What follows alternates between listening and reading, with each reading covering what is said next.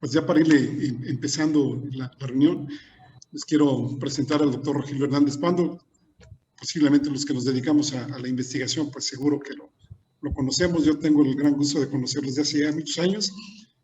En 2015 por ahí nos vimos en algún programa de radio, luego ya no coincidimos hasta en noviembre de 2019 que se conformó la Red Nacional de Investigadores de Tuberculosis. Y bueno, pues ahora hemos tenido nuevamente contacto con él, lo cual le agradezco muchísimo.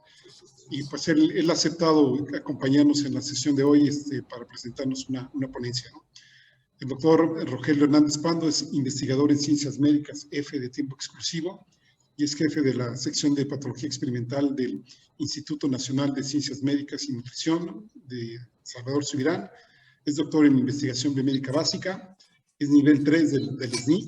Sus líneas de investigación son la patología experimental y de inmunología de la tuberculosis, y también pues es coordinador de esta red que les mencionaba, es la Red Nacional de Investigación para la Prevención y Control de Tuberculosis, que se formó en noviembre de 2019, afortunadamente.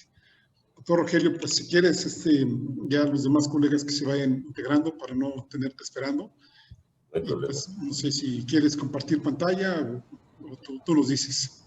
Sí, ¿puedo compartir la pantalla? Por favor. Sí, ¿verdad? Sí puede, ¿verdad, Omar?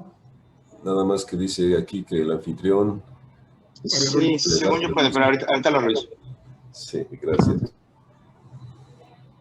Bueno, y también omití también al Hospital San Carlos, que es también un hospital de primer nivel, me refiero en su calidad, no la estructura, y ellos trabajan en la zona del Altamirano, en la selva de Chiapas, y la verdad que hacen un trabajo increíble porque atienden comunidades muy marginadas y que, bueno, pues afortunadamente también están ahí, ¿no?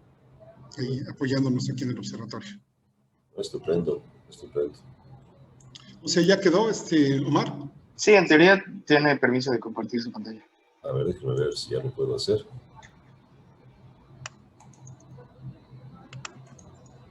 No me sigue indicando que me deben que estoy deshabilitado para compartir pantalla.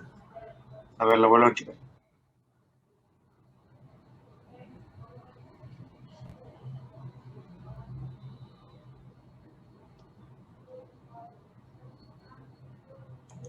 ¿Vuelve a intentar, doctor? No, ahora sí, ya estoy aquí, a ver. Sí. Perfecto. Entonces cierro mi micrófono y mi cámara, Rogelio, y pues muy bien, muchas gracias. Un gusto que el doctor Sánchez haya sido tan amable de invitarme para presentar este seminario.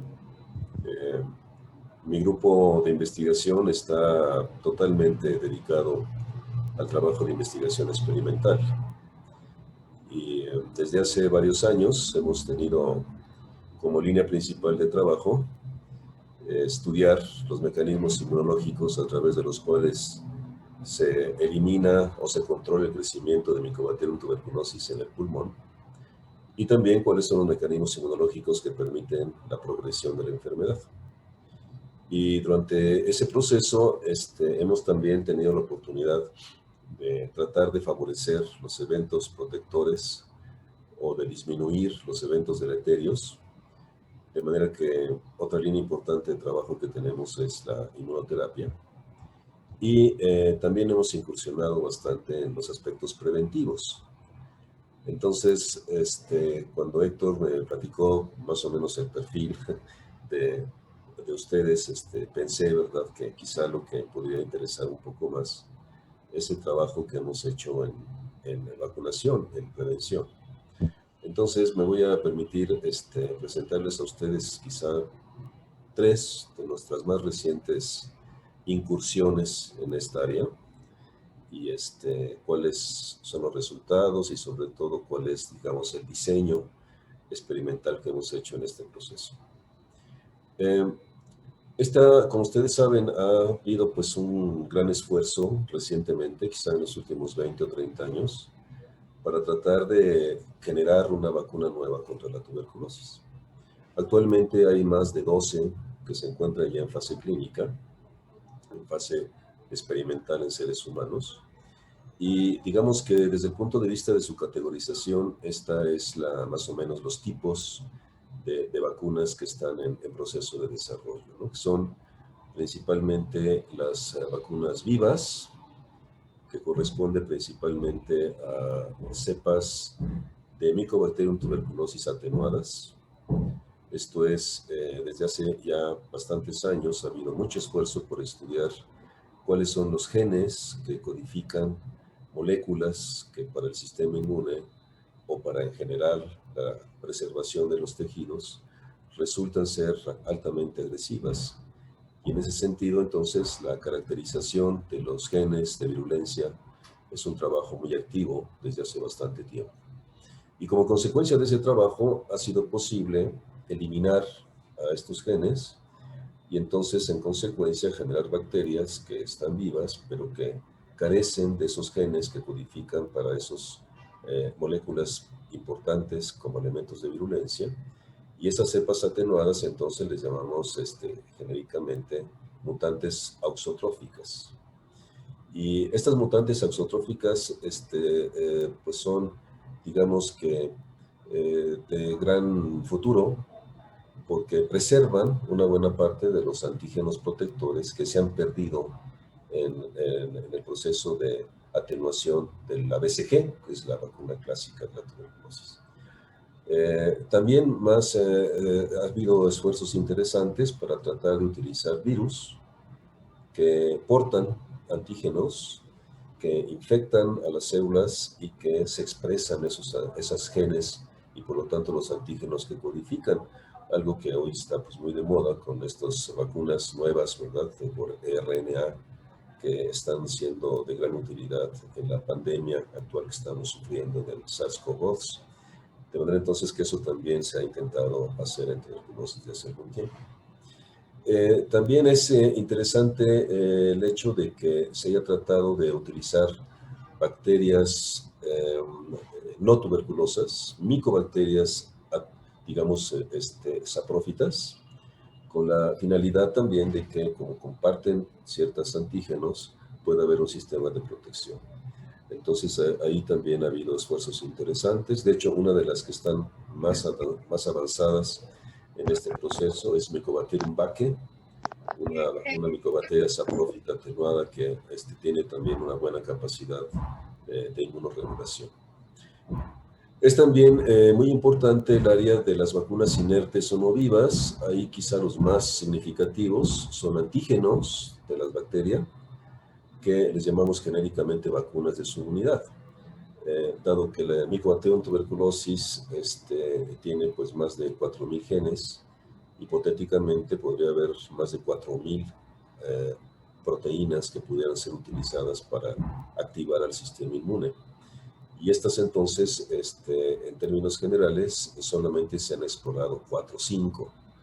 De modo que queda una gran área, ¿verdad?, para poder investigar sobre algunas nuevas moléculas de la bacteria que puedan ser inmunogénicas, ya sea solas o generalmente acompañadas de elementos químicos que promueven o incrementan su actividad inmunogénica, que les llamamos sistemas adyuvantes, ¿no? Y esto entonces también se está trabajando hoy activamente. Y realmente más que vacunas de ADN, son ahora vacunas de RNA.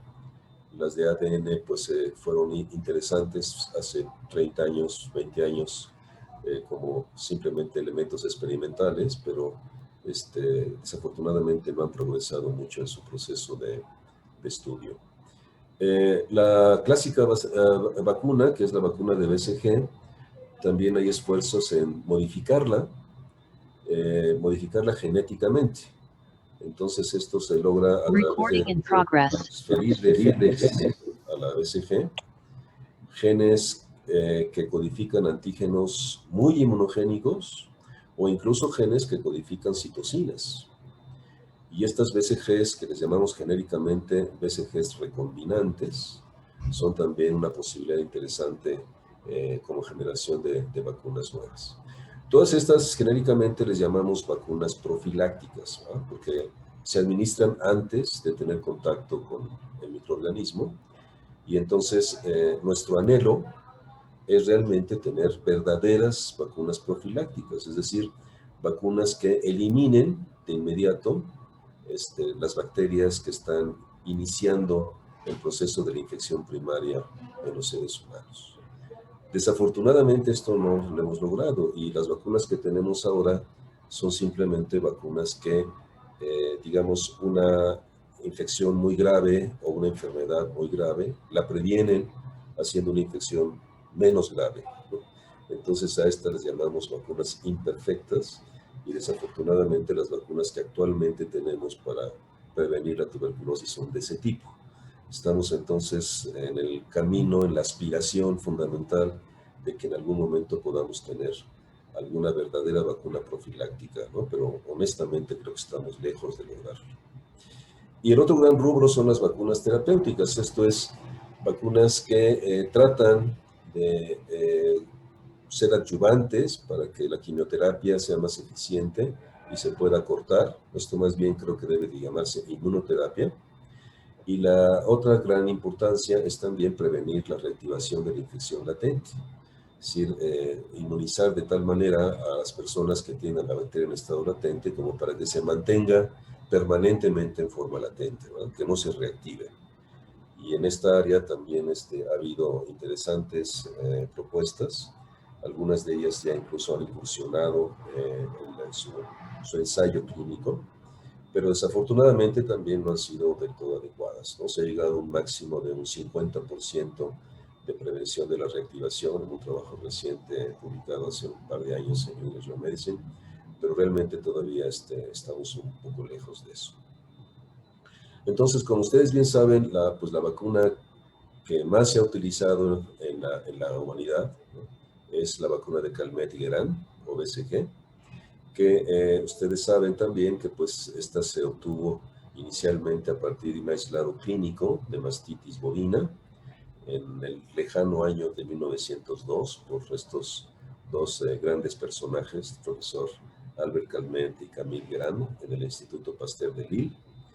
Y ellos entonces, su estrategia fue subcultivarla, y después de 231 pasos de subcultivo, lo cual duró 13 años, finalmente lograron tener una bacteria muy atenuada, y fue precisamente el doctor Wade Hale, en el año de 1921, que la administró por primera vez a una mujer embarazada que necesitaba prevenir que su hijo, que estaba por nacer, se contagiara, y esta vacunación fue exitosa.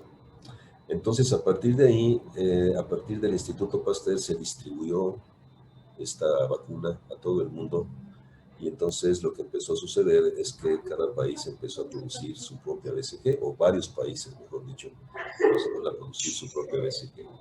Y en 1974, pues la Organización Mundial de la Salud la estableció como un elemento importante en el Programa Mundial de Vacunación.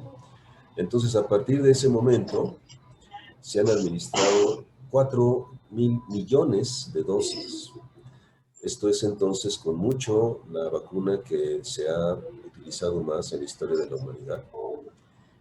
Sabemos que esto realmente sucede durante el primer mes de vida en los países endémicos y confiere una protección a mediano plazo.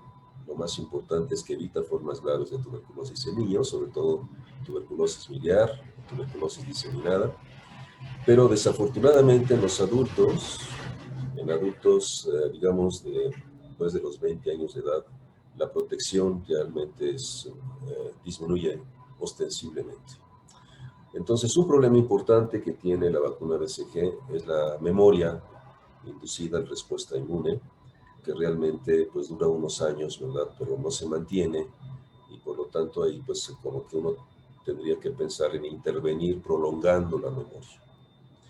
El otro problema importante, muy importante, es que la protección conferida es muy irregular. Entonces, en los años 60, como ustedes seguramente saben, se hizo un estudio amplio en adolescentes y niños británicos que se demostró que tenía una protección muy alta, de más del 80%. Pero también por esa época, en 1964, en una población en el sur de la India, en Chingalput, se hizo un estudio también con una gran cantidad de personas, y se pudo observar que la BCG, la protección conferida por BCG era cero, ¿no? Entonces, en algunas partes del mundo la protección es nula y en otras partes del mundo la protección es altamente eficiente, más del 80%. Esta irregularidad, ¿verdad?, es también el otro gran problema que tiene la BCG. Y bueno, como comentaba, desde su producción se distribuyó a diferentes partes del mundo, donde se creció, produjo, y entonces eso dio origen a varias subcepas. Y en el no muy lejano año de 1998-99, el doctor Marcel Ver, de la OIST, la Universidad de McGill en Canadá, en Ontario, pudo secuenciarla y entonces pudo observar que su principal razón por la cual esta bacteria está atenuada es porque tiene mutaciones en esta región, la región RD1, llamada región de diversidad 1, y entonces ahí pues hay o se codifican, hay genes que codifican moléculas, proteínas, que son factores de virulencia importantes, ¿no? Uno que seguramente ustedes conocen muy bien, el SAT6, FP10, característicamente está en ese lugar. Entonces, como que nuestra primera incursión, digamos, significativa en esta área, fue precisamente que la doctora Yolanda López Vidal de la Facultad de Medicina consiguió que el profesor Marcel Ver le donara estas cepas o subcepas de BCG que él secuenció y que publicó un trabajo clásico ya en la literatura sobre tuberculosis. Y estas entonces las probamos en un modelo experimental.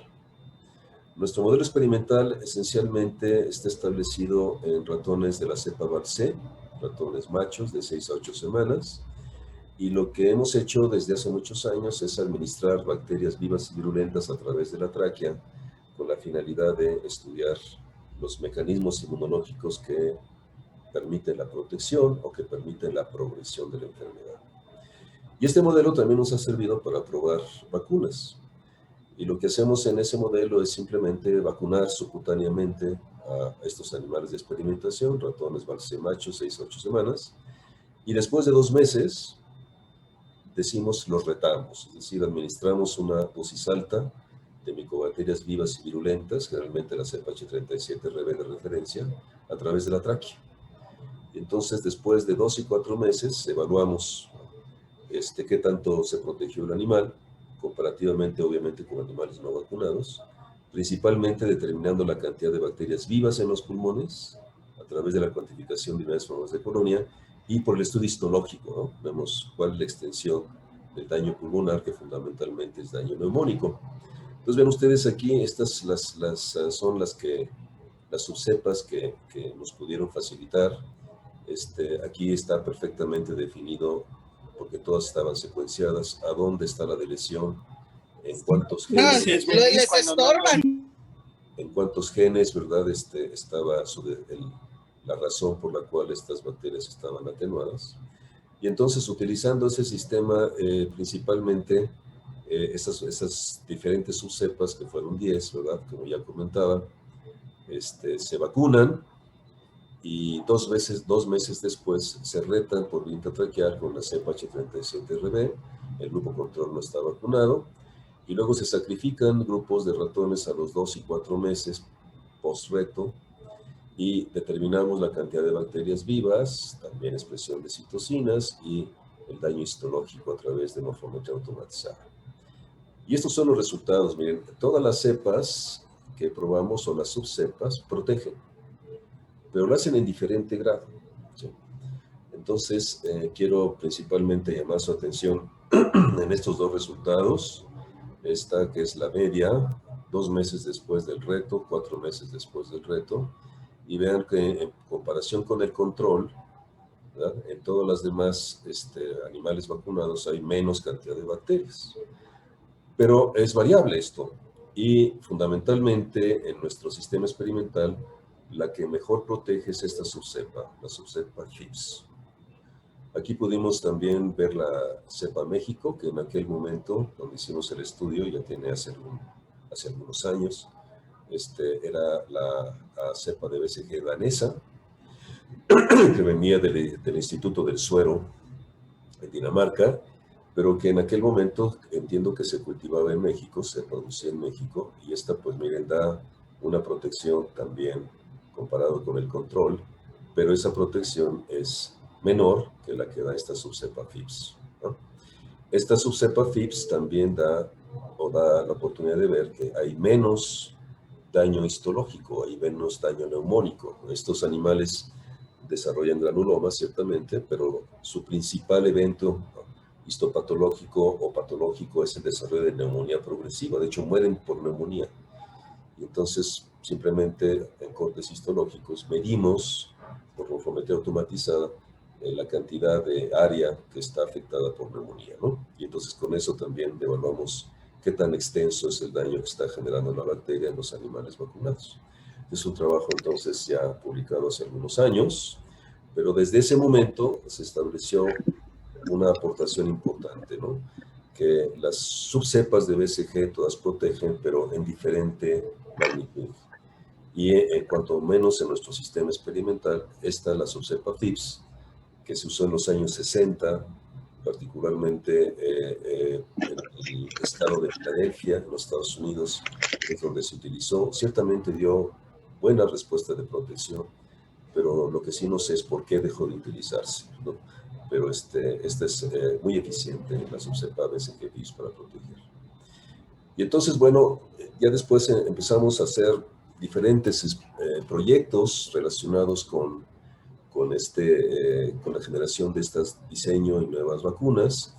La mayor parte de estos proyectos han sido en colaboración y uno de ellos es el que les voy a presentar en este momento.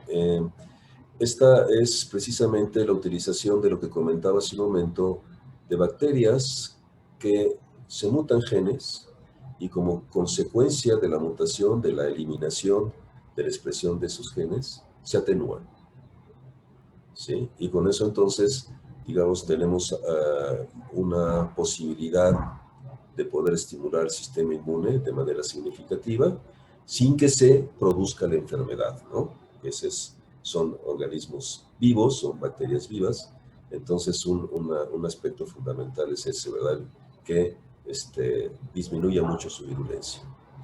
Esto empezó a ser un sistema altamente explotado en los años 90, fundamentalmente para estudiar y determinar genes relacionados con la virulencia, ¿no? Y entonces quizá una de las personas más destacadas en esta área fue la doctora Brigitte Gicquel del Instituto Pasteur, que tenía casi una mutante por cada gen de la micobacteria. Y yo tuve la oportunidad de conocerla en el Simposium Nobel, cuando estaba haciendo mi postdoctoral en la Universidad de Londres. De hecho, me la presentó mi mentor, el profesor Graham Rook, en esta reunión. Y desde ese momento empezamos a trabajar bastante. Ella me daba las mutantes y yo veía en el experimental nuestro, ¿no?, qué tanta actividad inmunológica tenía y qué tanta enfermedad producía. Estas bacterias mutantes tienen la ventaja de que conservan los más de 100 genes que se eliminaron en BCG, ¿no? Entonces, por ese motivo, varias de ellas inducen una respuesta mayor y de más larga duración, con mayor memoria, lo cual ya dije es un defecto de BCG, pero su principal inconveniente es su nivel de atenuación. ¿Sí? Entonces, esta es una parte crucial cuando se utilizan bacterias vivas, ¿verdad?, que estén realmente muy atenuadas, que no produzcan enfermedad. Y entonces, el sistema experimental que utilizamos es que las bacterias con deleciones genéticas, ha habido varias, miren. Esta, por ejemplo, FOP, está ya muy avanzada. Fue desarrollada por el doctor Carlos Martín de la Universidad de Zaragoza.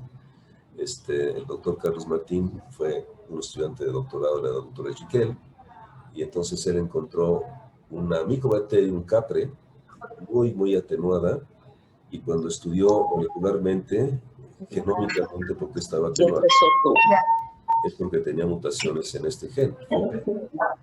Este es un sistema de intercambio que permite a la bacteria adaptarse a las diferentes condiciones de nutrientes en el medio ambiente, y el doctor Martín ha hecho un trabajo excepcional con esta bacteria, ya está muy avanzado, se ha mostrado ya está en fase clínica de su ensayo, y realmente creo que tiene un buen futuro de llegar a ser una vacuna nueva contra tuberculosis. Y nosotros tuvimos la oportunidad de trabajar con él haciendo los primeros experimentos en ratón y mostrando realmente que es una bacteria muy prometedora. Los resultados que les voy a mostrar ahora son más bien con el factor sigma E. Estas entonces son animales que primero lo que hacemos es realmente ver qué tan atenuadas están, ¿sí? Y entonces para eso utilizamos nuestro modelo experimental administrando una dosis muy alta, 250,000 bacterias, de la bacteria mutante, de la bacteria parental, o sea, de donde se originó originalmente la mutación, y de la que llamamos la bacteria reconstituida, es decir, la bacteria mutante a la cual se le repone el gen que se le eliminó, ¿sí? Y de esta manera entonces evaluamos en esos 3 grupos experimentales cómo se comporta la bacteria en términos de la lesión pulmonar, de la respuesta inmune y de la sobrevida de los animales. Entonces tenemos que confirmar que están realmente muy atenuadas, y una vez que confirmemos que están muy atenuadas en estos ratones que son inmunosuficientes, ahora pasamos a probarlo en ratones inmunodeficientes. Entonces tomamos ratones SCID, que tienen un problema genético que impide la expresión de receptores múltiples para citocinas, animales que tienen defectos en toda la inmunidad adquirida, tanto moral como celular.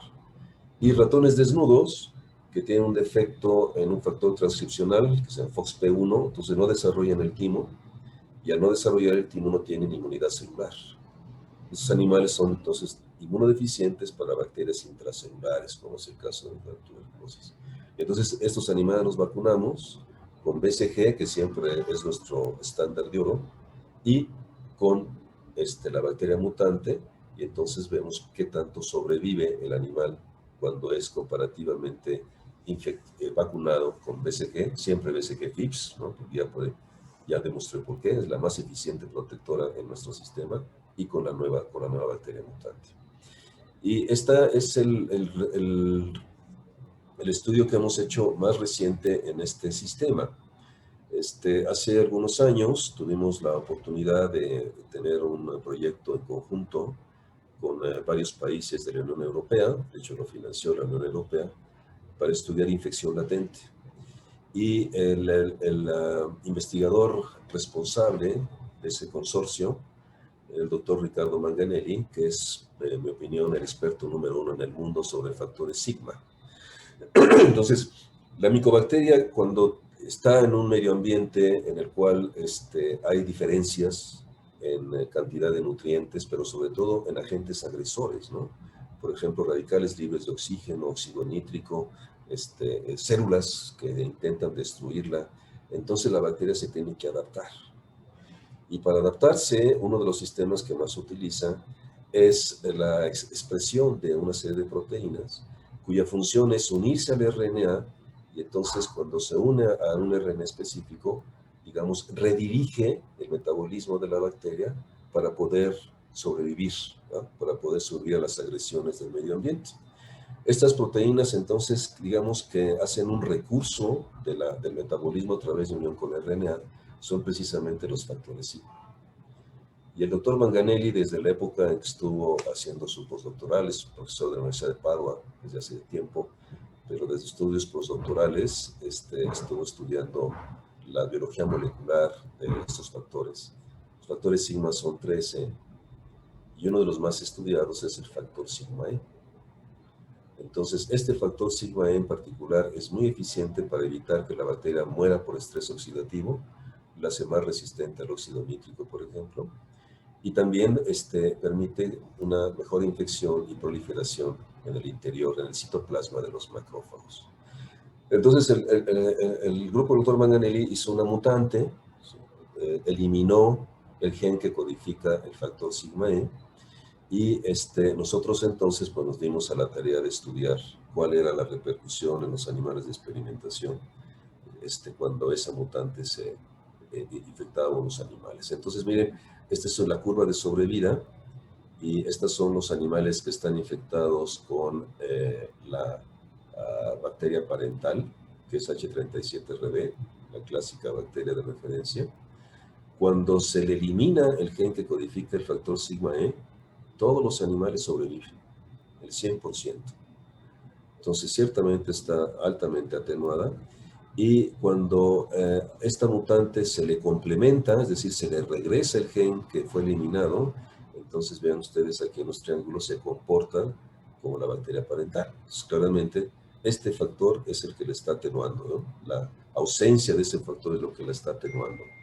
Y esto entonces, cuando vemos la cantidad de bacterias vivas en los pulmones de los animales infectados con una dosis muy alta de 250,000 bacterias, vemos entonces cómo la cantidad de bacterias es mucho menor, significativamente menor, que los animales infectados con la bacteria parental o con la bacteria complementar.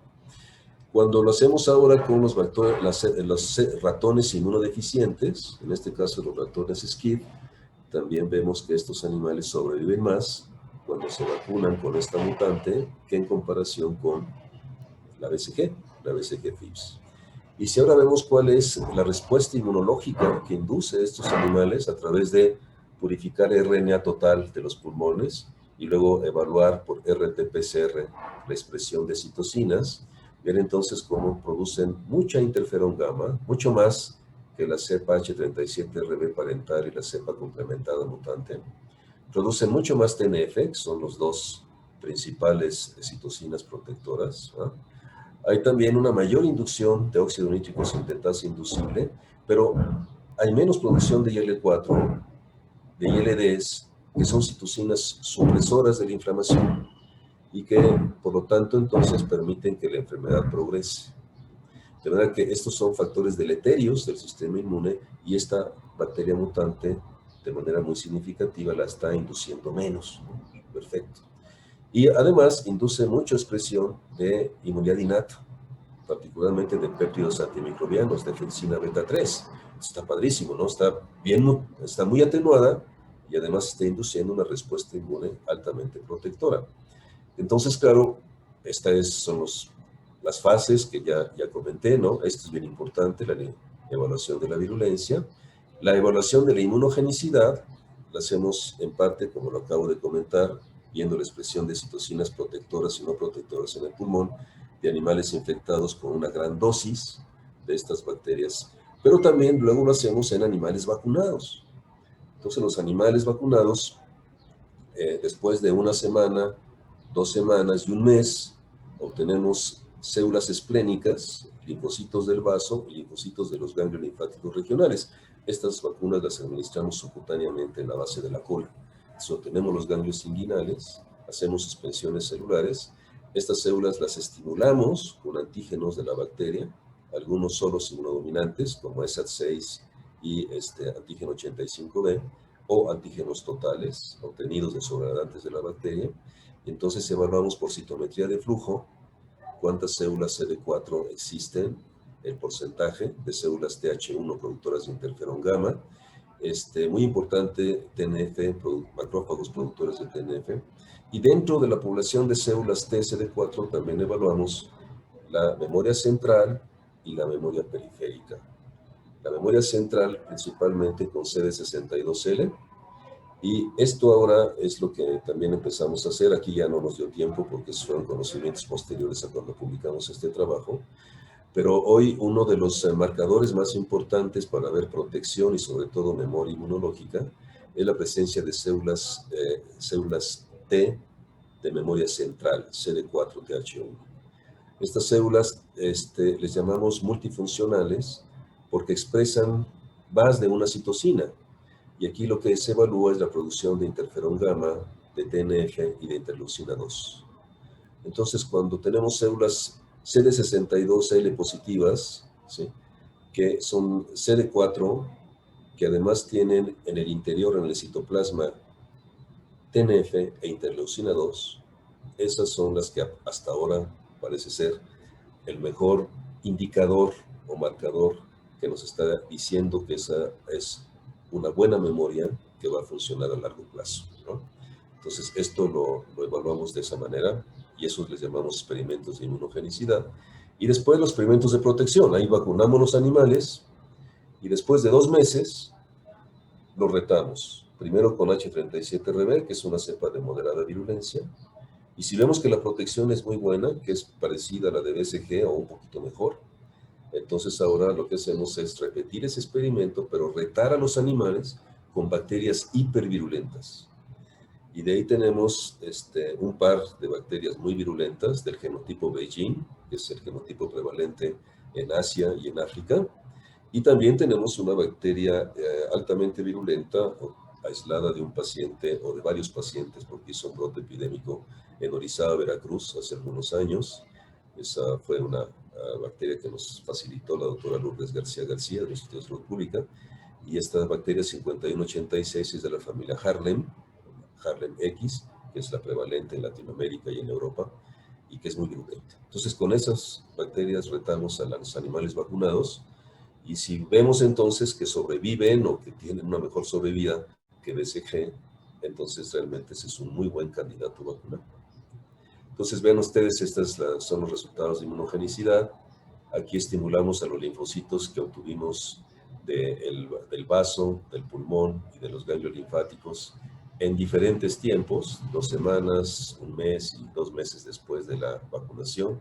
Obviamente estos no son animales retados, solamente son vacunados. Y ven ustedes cómo particularmente en el vaso,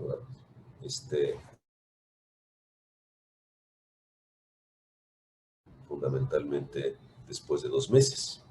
Entonces pareciera ser que es realmente también un buen sistema vacunal porque es muy inmunogénico. Y bueno, y esto ahora entonces, decía yo, lo hemos cambiado. Ahora más bien hacemos citometría de flujo para poder evaluar estas poblaciones celulares. Y aquí vienen los experimentos entonces que propiamente llamamos protección. Entonces aquí los animales se vacunan y se retan con esta bacteria de moderada virulencia. Y vean ustedes cómo esto pasa con los animales no vacunados, se mueren todos al día 80, pero los que estaban vacunados con BCG sobreviven bastante, casi el 80%, pero los que están vacunados con la mutante sigue más del 90% de protección. Estupendo. Espérenme un momento, déjenme pedir que callen estas mujeres que están aquí trabajando.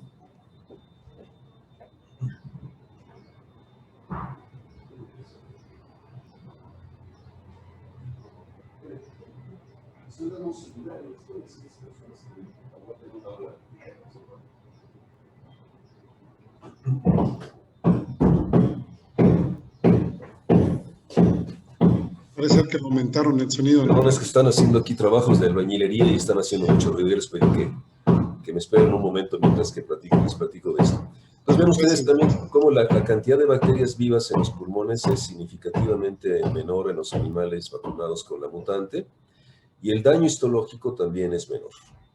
Y cuando retamos con una cepa hipervirulenta Beijing, pues ahí los cambios son más dramáticos. Miren cómo mueren los animales no vacunados en tan solo 50 días, mientras que los animales vacunados con BCG sobreviven más o menos hasta el día 120, un 30%, pero los vacunados con la mutante hasta el 80%.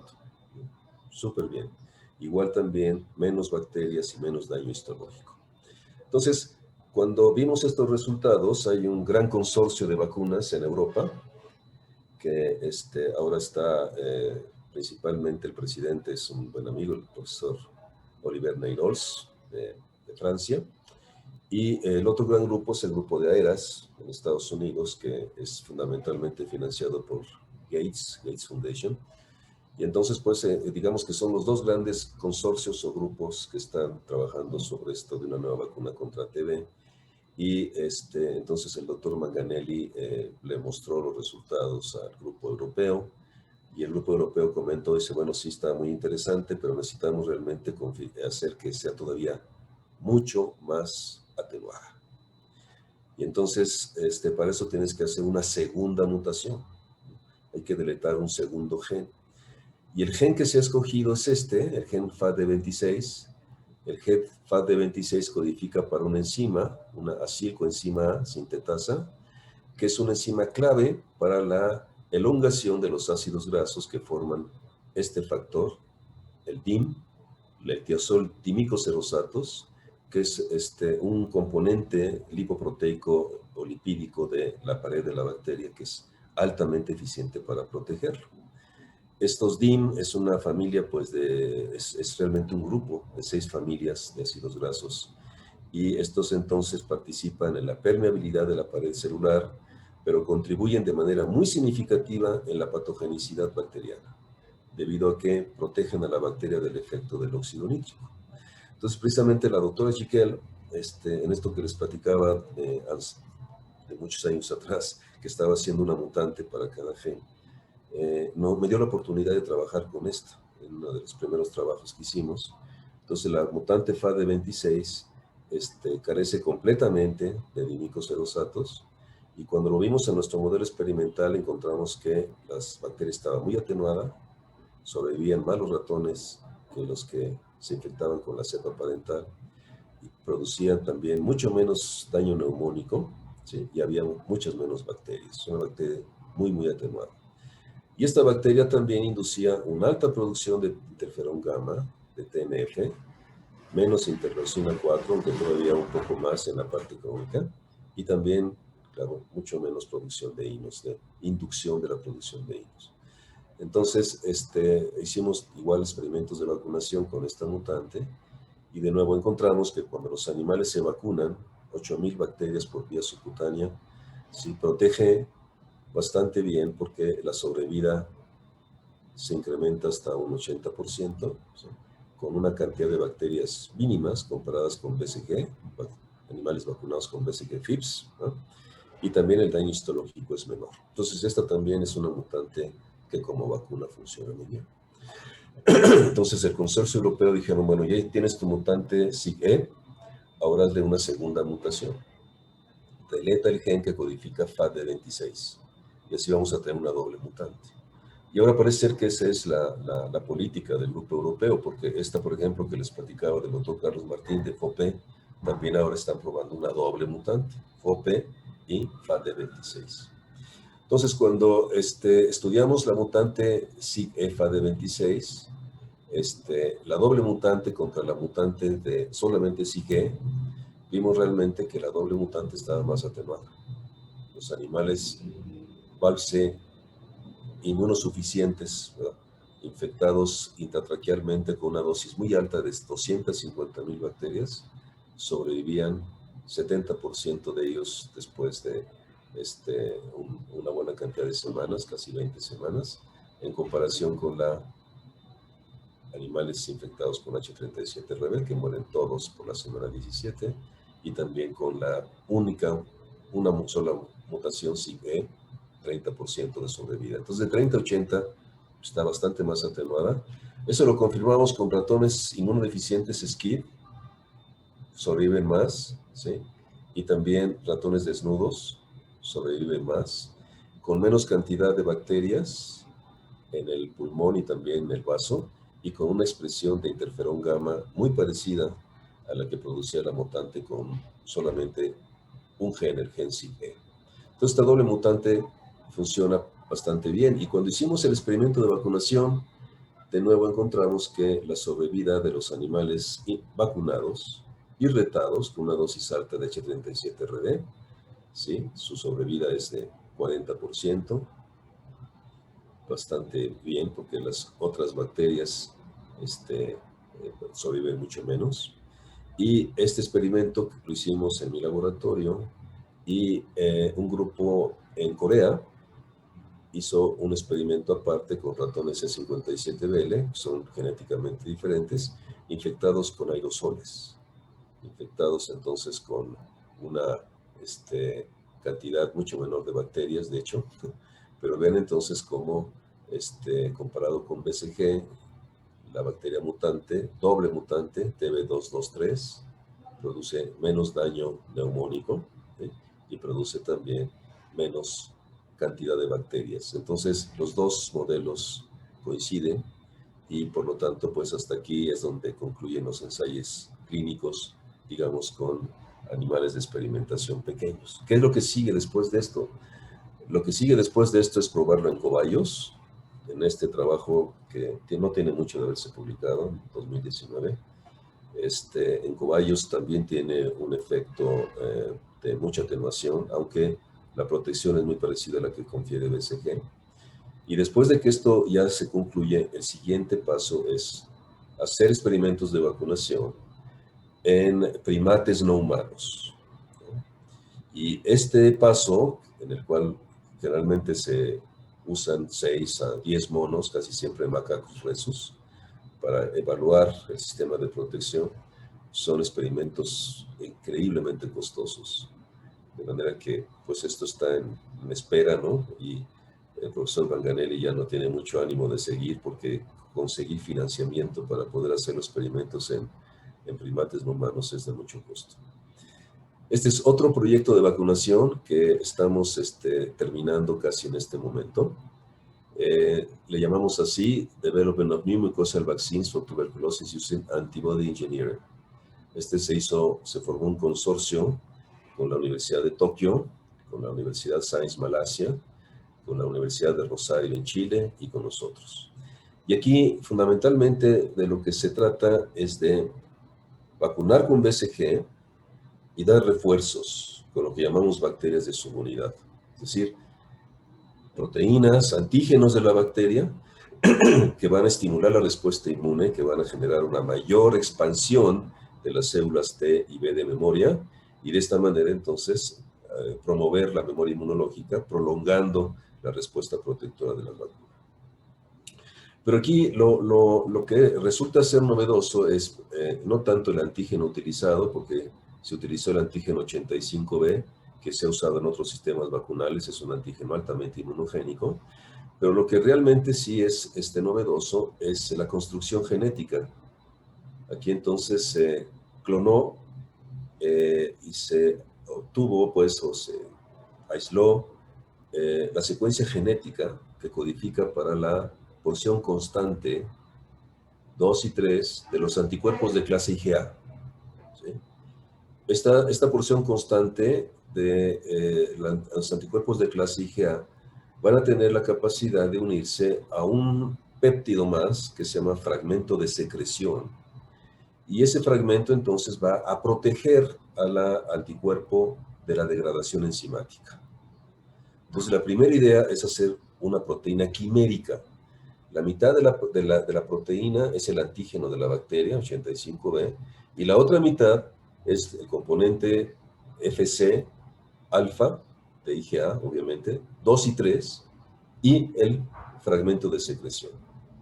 Entonces, este conglomerado, digamos, de proteína de mamífero, ¿no? IgA, y el componente de la bacteria, la idea es tener una proteína quimérica en la cual el componente de IgA va a proteger de la degradación enzimática hidrolítica de la proteína, lo cual es muy conveniente porque pues en el árbol respiratorio pues va a haber una gran cantidad de macrófagos que la pueden destruir y entonces ya no va a generar ninguna respuesta inmune. El otro elemento importante es que el componente de secreción, ¿sí?, tiene un receptor en las células M del epitelio bronquial, de tal manera que a través de ese receptor se captura la proteína y más rápidamente la pasa al componente subepitelial, en donde hay células dendríticas. Se va a activar rápidamente las células dendríticas que van a viajar a los ganglios linfáticos regionales y con eso vamos a tener una robusta respuesta de activación inmunológica de la inmunidad celular, ¿no? Y la administración entonces en este caso es fundamentalmente por vía intranasal. ¿Sí? Esta no es subcutánea, sino que es intranasal.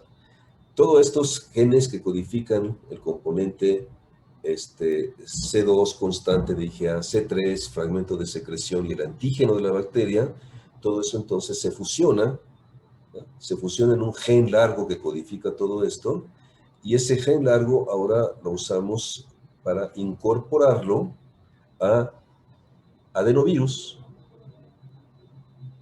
A estos adenovirus, ¿verdad?, se elimina el gen que codifica el componente proteico 3 que le permite al adenovirus replicarse, y entonces y en vez de ese gen insertamos este gen largo que va a producir toda esta proteína quimérica, ¿no? Y entonces pues al administrar este adenovirus va a infectar a las células del epitelio bronquial, a los macrófagos alveolares, y entonces ese adenovirus, ¿verdad?, que va a expresar su genoma, su DNA, y eventualmente por eso se va ahora a producir la proteína quimérica a partir del epitelio bronquial. Bueno, esa es una forma. Lo que hicieron nuestros colegas de la Universidad de Rosario en Chile fue, además de hacer esta instrucción de esta construcción de los adenovirus, es administrarla en los conductos de glándulas mamarias de cabras. Entonces, los epitelios de los conductos de las glándulas mamarias de cabras producen la proteína quimérica y esta se va a encontrar en grandes concentraciones en la leche de las cabras. Y a partir de esa leche, entonces, se purifica por cromatografía la proteína quimérica y entonces ya tenemos lista la proteína para poder administrarla intranasalmente, ¿no? Y entonces lo que hicimos nosotros, de manera resumida, ¿no? Porque esto me llevaría demasiado tiempo, es el mismo sistema, ratones BARC, los vacunamos con BCG-FIPS o no los vacunamos, nada más viendo qué tan eficiente inmunogénicamente es la proteína. Les damos entonces 4 administraciones o 3 administraciones, ¿sí? O sea, retos, ¿sí? De manera que tenemos ahora la vacunación y luego los refuerzos con la proteína quimérica. 4 meses después, entonces, del inicio de la vacunación, se reta, primero con la micobacteria de moderada virulencia, y se sacrifica 4 u 8 meses después, y se obtienen los pulmones y se hace todo el análisis que ya comenté. Estos son los resultados. Bien, este es el control en la cantidad de bacterias en los pulmones después de sacrificar a los animales 2 meses después del reto, ¿sí? Vemos entonces aquí los 2 meses y acá vemos los 4 meses después del reto. Y entonces ven ustedes, este es el control, ¿sí? Sin vacunar, una gran cantidad de bacterias, uno en los pulmones, ¿sí? Esto es lo que pasa cuando se vacuna solamente con BCG. Hay una buena protección porque es BCG-FIPS, pero cuando además de BCG-FIPS damos 2 refuerzos, 10 microgramos de la proteína quimérica, entonces ven ustedes, significativamente disminuye la cantidad de bacterias vivas. Comparen BCG y BCG más los refuerzos, 2 refuerzos con esas proteínas quiméricas, ¿no? Cuando usamos 10 microgramos de la proteína también se protege, pero es mucho mejor con 5 microgramos. También el daño neumónico es menor. Y a los 4 meses esto se mantiene.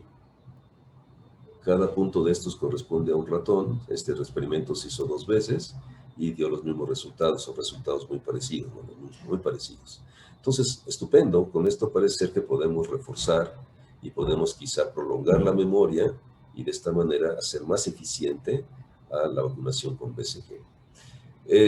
Cuando esto lo hicimos con las proteínas, lo que les acabo de mostrar, obtenidas de la leche de las cabras, pero también podemos usar al vector adenoviral.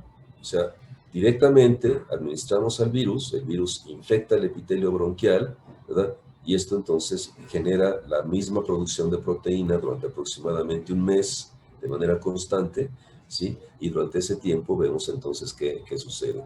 Y eso lo hicimos administrando al adenovirus recombinante por vía intratraqueal o bien por vía intramuscular. Y en los 2 casos, particularmente por vía intratraqueal, es más eficiente, vean, hay una muy significativa disminución en la cantidad de bacterias cuando se compara con los animales solamente vacunados con BCG y obviamente mucho más con los no vacunados, ¿no? De manera entonces que la vía intratraqueal parece ser que es un poquito mejor que la vía intramuscular. Más recientemente hemos probado adenovirus diferentes, que les llamamos virus adenoasociados. Esos se mantienen durante mucho más tiempo vigentes en los tejidos. Y cuando administramos esto por vía intramuscular es estupendo. No se los muestro en este momento porque esos experimentos todavía no están concluidos, pero parece que eso es muy prometedor. Bueno, y eso entonces fue con vía intratraqueal, pero también si administramos a los adenovirus simplemente con gotas intranasales, también tenemos un estupendo resultado. Bien. Entonces, inicialmente con vía intratraqueal tendríamos que utilizar un spray, ¿no? Como estos dispensadores que usan los pacientes asmáticos. Pero también es factible hacer lo mismo simplemente por vía intranasal, dando un par de gotas en la nariz en estos ratones, ¿va? Nos genera una respuesta de protección también sumamente eficiente. Entonces esto es en lo que hemos trabajado más recientemente. De hecho, todos estos resultados no los hemos publicado. El otro aspecto que me parece que también es muy interesante y es en lo que estamos ahora trabajando muy activamente, es en lo que se refiere a la inmunidad humoral. Ustedes saben que de manera dogmática, ¿no?, se ha siempre establecido que la única respuesta de inmunidad adquirida que protege en contra de la tuberculosis es la inmunidad celular. Células TH1, macrófagos activados. Pero más recientemente se ha podido observar que también los anticuerpos contribuyen. Los anticuerpos contribuyen, pero lo hacen de una manera muy interesante. Fíjense aquí, este fue un trabajo de revisión que publicamos recientemente, a principios del año pasado, en el cual se sabe que cuando el sujeto está sano o cuando el sujeto tiene infección latente, produce anticuerpos de clase IgG altamente eficientes para cubrir a la bacteria, la forran, la cubren y con eso facilitan opsonización, facilitan que el macrófago la fagocite y la destruya intracelularmente, ¿sí? Es muy interesante también, es algo que ahora está llamando mucho la atención, el hecho de que en la porción constante, en el dominio 1, en la zona de la bisagra, aquí donde lo estoy señalando, ahí hay un sitio rico en serinas en donde hay una cadena de azúcares. Y esa cadena de azúcares funciona como un ligando para que se pueda unir a receptores específicos de células T y células dendríticas y los active. Entonces los anticuerpos tienen también un efecto de estimulación y regulación de la respuesta de la inmunidad adquirida en su primera fase, en la presentación antigénica, y también lo que se refiere a la regulación de la producción de citocinas por parte de células TH1. Entonces lo que sucede aquí es que esta cadena de azúcares, en condiciones normales o en sujetos con infección latente, tiene residuos de fucosa hacia la parte más terminal, y eso les permite entonces tener esta actividad regulatoria que acabo de mencionar. Cuando un sujeto tiene tuberculosis avanzada, lo que sucede es que esa cadena de azúcares se modifica. Y una de las modificaciones más importantes es que pierde residuos de galactosa terminales. Y al perder la galactosa en la parte terminal, esos anticuerpos ya no pueden tener un buen efecto opsónico, ¿no? Entonces parece ser que la inmunidad humoral, los anticuerpos, son ineficientes en eliminar a la bacteria en casos de tuberculosis activa, simplemente porque esos anticuerpos tienen defectos de glicosilación, y esos defectos de glicosilación impiden que ese anticuerpo active eficientemente la inmunidad celular adquirida, y además los convierte en anticuerpos hiperinductores de inflamación. Entonces los anticuerpos son, digamos, inconvenientes en la respuesta en contra de la tuberculosis activa. Entonces, esto es algo que es muy interesante, que se ha visto más o menos de forma reciente, pero el mecanismo principal de eliminación es a través de la activación y regulación que acabo de comentar, o a través de opsonización. Y hace algunos años, platicando esto con un buen amigo, el doctor Benito Antón, que es un experto, o era un experto porque ya falleció, produciendo anticuerpos contra morfina, cocaína, nicotina, o sea, lo que se llaman vacunas antiadicción, ¿sí? Yo le comentaba, le digo, pero yo creo que debe de haber anticuerpos directamente bactericidas, anticuerpos que no eliminan a la bacteria simplemente porque permiten que se fagocite mejor o porque se active mejor la inmunidad celular, sino anticuerpos que directamente destruyen a la bacteria, seguramente porque son anticuerpos que van dirigidos contra algún evento metabólico crucial de la bacteria.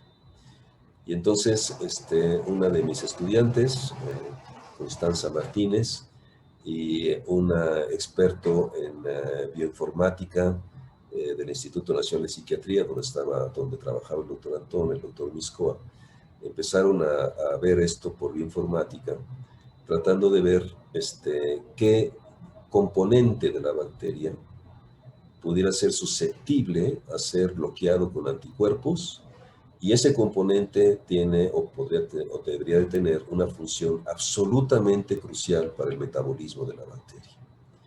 Y entonces, después de mucho trabajo, eso parece ser que lo hace el sistema SX3, que es fundamental para que se secreten proteínas que capturan hierro y zinc, y luego el complejo proteína, hierro y zinc se recaptura de nuevo por la bacteria y entonces lo puede utilizar en su metabolismo. Y ustedes bien saben que el hierro es crucial para el metabolismo de la bacteria. Sin hierro las bacterias se mueren. Entonces, pues este fue el blanco que encontraron. Y luego, claro, hicieron más estudios para ver de esas proteínas, de ese complejo de secreción, de ese sistema de secreción, qué se podía entonces hacer como elemento más inmunogénico para la producción de anticuerpos. Y ahí entonces es donde vino, digamos, la contribución principal de mi colega, el doctor Benito Antón. La cocaína, la morfina, la nicotina son moléculas muy pequeñas, son aptenos, así le llamamos los inmunólogos, no son capaces de inducir producción de anticuerpos o de activar células T porque son tan pequeños, ¿verdad?, que simplemente pasan desapercibidos por el sistema inmune. Entonces, lo que el doctor Antón estuvo trabajando por muchos años fue un sistema que le llamamos de adyuvante, en el cual, digamos, usaba a estas moléculas muy pequeñas unidas a un sistema de transporte, a un vehículo, que las hacía inmunogénicas y que era más altamente eficiente para estimular a la inmunidad humoral, la producción de anticuerpos. Entonces, el doctor Antón llegó bastante lejos con la producción de estas vacunas antiadicción. Y bueno, con él dijimos, bueno, ahora vamos a ese sistema adyuvante que es altamente eficiente para inducir anticuerpos en altos títulos. Lo vamos a usar para producir anticuerpos en altos títulos, anticuerpos que van dirigidos contra este sistema SX3 para bloquear la captura de hierro y además para promover la unión fago-lisosomal y eliminar más rápidamente dentro de los macrófagos a la bacteria. Entonces, esto es lo que sucede. Miren, cuando se dan inmunizaciones a ratones sanos de este sistema adyuvante y se establece cuál es el título, cuál es la cantidad de anticuerpos de clase IgG en contra de esos antígenos de la bacteria de forma específica, vean ustedes entonces cómo después de 6 administraciones, sea intraperitoneal o intravenoso, la cantidad de anticuerpos está en un rango altísimo. Vean, aquí está la escala 1 por 10 a la 1000. O sea, aquí el título es de 200,000. Cuando revisé la literatura sobre esto, los títulos más altos que se habían conseguido de anticuerpos contra la micobacteria eran de 1000, ¿no?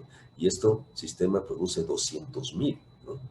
Entonces ahora lo que se hizo más recientemente fue hacer la determinación de una concentración mínima inhibitoria. Es decir, aquí lo que se hace es que estos anticuerpos ahora purificados a partir de estos ratones son anticuerpos policlonales producidos por el ratón inmunizado con este sistema. Entonces se obtiene, se sacrifica el animal, se obtiene el suero, se purifica por cromatografía de afinidad los anticuerpos y ahora esos anticuerpos se incuban con la bacteria. Ahí no hay macrófagos, solamente está la bacteria. Y ven entonces lo que sucede. Esta es una concentración a la mitad de las bacterias. Esto es el suero de un animal que no fue inmunizado. ¿Ah? Y vean entonces ahora lo que empieza a suceder después, sobre todo el día 10, con 2 microgramos de administración de la proteína. Esta es la cantidad de bacterias que hay en el suero normal, incubado con la bacteria. Y esta es la cantidad de bacterias que hay cuando se incuban, cuando se exponen a los anticuerpos contra el sistema SX3 de la bacteria. Son claramente anticuerpos bactericidas. Aquí no hay macrófagos, únicamente está la bacteria y el anticuerpo, y vean la cantidad de UFCs cómo disminuye muchísimo en comparación con el animal no inmunizado. Y después, en macrófagos infectados, con bacterias que previamente se incubaron con el anticuerpo, también hay entonces una disminución bastante eficiente después de un día, ¿sí? La mezcla de todos ellos, o esta proteína G1, la H2 no es tan buena, ¿no? Es casi igual que el control, pero esta sí es muy eficiente. Entonces, además de tener un efecto citotóxico, bactericida directo, tiene también un efecto promotor de opsonización. de eliminación de la bacteria intracelularmente. Entonces, lo que ahora se hizo es este experimento en el cual ratones inmunizados con BCG o nada más inmunizados con las proteínas en esta concentración de 10 microgramos. En diferentes concentraciones, de hecho, miren, 1 microgramo, 5 microgramos, 10 microgramos. Y la concentración de 10 microgramos, comparado con el animal que no se inmunizó, disminuye 88% la cantidad de bacterias. ¿Sí? Y cuando esas proteínas ahora se unen al sistema adyuvante, entonces la eliminación es del 95%. Y si ahora vacunamos antes con BCG, entonces la eliminación es del 91%, ¿no? Casi nada. Con esta proteína en especial, son 4 proteínas. La otra proteína que llamamos G2 también confiere una protección muy similar. Y la otra proteína, específicamente H2, ¿verdad? Esta, también confiere una protección muy significativa. Esta mejor con 5 microgramos que con 10. Entonces es realmente muy interesante porque estoy absolutamente convencido de que este sistema de vacunación debe de estar relacionado con la intensa estimulación de la inmunidad innata, macrófagos y células dendríticas, de la inmunidad adquirida celular, células CD4 y CD8, células CD4-TH1, y también, por supuesto, muy importante, ¿verdad?, de la inmunidad humoral, producción de anticuerpos bactericidas específicos como este que estoy ahorita mostrando los resultados, ¿no? Este sistema actualmente lo que estamos haciendo es vacunar al mismo tiempo. O sea, damos BCG por vía subcutánea y damos también la proteína en el adyuvante inductor de activación de células B productoras de anticuerpo al mismo tiempo, ¿sí? Con la idea entonces de estimular en el mismo momento la inmunidad innata y la inmunidad celular a partir de BCG y la inmunidad humoral a partir de este sistema de vacuna de subunidad. Y con eso entonces tengo el sueño, ¿no? Difícil que se cumpla, pero el sueño de tener una verdadera vacuna profiláctica. Porque teóricamente los anticuerpos también de clase IgA se van a producir en gran cantidad. Estos van a estar muy aumentados en el moco que cubre las vías aéreas respiratorias. Y entonces, hipotéticamente, cuando se llega la bacteria por primera vez a los pulmones, ya hay anticuerpos que la van a reconocer, que la van a destruir directamente a través de bloquear el sistema de metabolismo del hierro y promover destrucción intracelular. Y entonces con esto hipotéticamente tendríamos una eliminación muy rápida y temprana de la bacteria a través de la inmunidad humoral. Y claro, también a través de la activación de macrófagos con este sistema de BCG que sabemos que es muy eficiente para inducir activación de macrófagos y lo que hoy llamamos el training immunity, la memoria de la inmunidad innata. Entonces, pues estas son las conclusiones de lo que les he presentado. Las micobacterias mutantes pueden ser buenos candidatos vacunales, siempre y cuando sean más atenuadas y más inmunogénicas que la BCG. Y yo les mostré un ejemplo de eso con la mutante doble FAD26 y SIG-E, que confieren mejor protección que la BCG en ratones de estas dos cepas con dos sistemas diferentes, así como en cobayos, que ha sido demostrado recientemente. Entonces ahora es un buen candidato para ser probado en primates humanos, que es la siguiente fase, y finalmente en humanos. Pero ciertamente va a ser difícil convencer a las autoridades sanitarias para que la BCG sea sustituida por esta nueva vacuna viva. Entonces es realmente difícil de lograr eso, por lo tanto, ¿verdad?, nosotros pensamos que se puede seguir manteniendo la vacunación con BCG. Lo más interesante o importante sería probarla más eficiente, que nuestro sistema es la BCG subcepa FIPS, ¿sí? Confirmar que esa sea también muy eficiente en población humana. Conozco un trabajo reciente de un grupo de la Facultad de Veterinaria que han vacunado con esta vacuna BCG FIPS vacas para evitar tuberculosis bovina y han tenido buenos resultados. Por lo menos en bovinos también parece que funciona muy bien. Y simplemente reforzarla. Dar entonces refuerzos con vacunas de subunidad que pueden ser proteínas quiméricas, como esta que les mostré, que tiene un segmento de la porción constante de IgA, que la protege de proteólisis al antígeno 85B y que favorece la endocitosis para activar el sistema inmune subepitelial, o bien del sistema SX3, que son entonces directamente anticuerpos bactericidas y que también promueve la eliminación de la bacteria intracelularmente. Este último es totalmente nuestro, esta proposición, ¿verdad? Y como siempre aquí, o más, sí, casi siempre, ¿verdad? Los experimentos y los diseños se realizan, me parece a mí, de forma inteligente y adecuada, y hacemos los ensayos preclínicos, llegamos hasta los modelos animales y no podemos proseguir. Y no podemos proseguir por cuestiones económicas, ¿no? Entonces, no tenemos el apoyo económico suficiente para hacer experimentos en monos, en primates no humanos.